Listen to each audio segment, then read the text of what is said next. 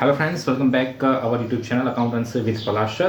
આજે આપણે વાત કરવાના છીએ નામાના મૂળ તત્વોના ચેપ્ટર નંબર 2ની ધોરણ 11 વ્યવહારોની ત્રિઅસર અને ખાતાના પ્રકાર.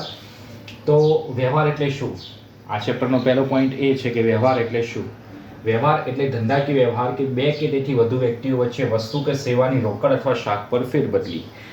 મોટું તમારો કોઈ શોરૂમ હોય એશિયન નેરોલેક પેન્ટનો, બરાબર, તો તમે કંપનીમાંથી ક્રેડિટ ઉપર માલસામાન લઈને કસ્ટમરને કેશમાં વેચો છો, તો એ વન કાઇન્ડ ઓફ વ્યવહાર થઈ ગયો. તો તમે કસ્ટમરને જે વેચો છો એ રોકડ, અને તમે જ્યારે શોરૂમ અથવા તમે હોલસેલર પાસેથી જે પરચેસ કરો છો ક્રેડિટ ઉપર, તો એને કહેવામાં આવે છે શાક પર ફેરબદલી. બે કે તેથી વધુ વ્યક્તિઓ વચ્ચેનો જે વ્યવહાર ચાલતો હોય એને શું કહેવામાં આવે છે? ધંધાકીય વ્યવહાર કહેવામાં આવે છે.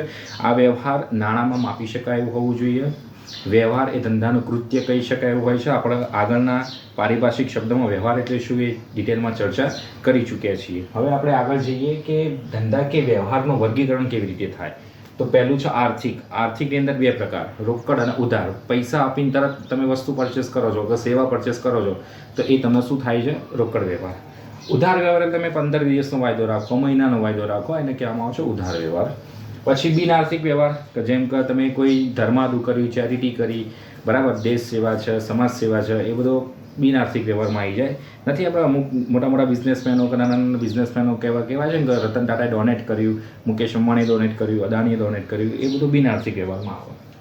અન્ય વ્યવહાર એટલે આંતરિક અને બાહ્ય. આની ચર્ચા આપણે પારિભાષિક શબ્દોમાં કરી ચૂક્યા છીએ. કેવી રીતે કરી ચૂક્યા છીએ? આંતરિક વ્યવહાર એટલે માલિક અને ધંધા વચ્ચેનો વ્યવહાર.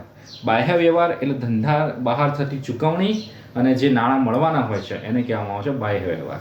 તો નેક્સ્ટ વિડીયોમાં આપણે થોડાક ડિટેલમાં જઈશું ધંધાકીય વ્યવહારનું વર્ગીકરણ વિશે. બરાબર, ત્યાં સુધી મને રજા આપો. જય હિન્દ, જય ભારત.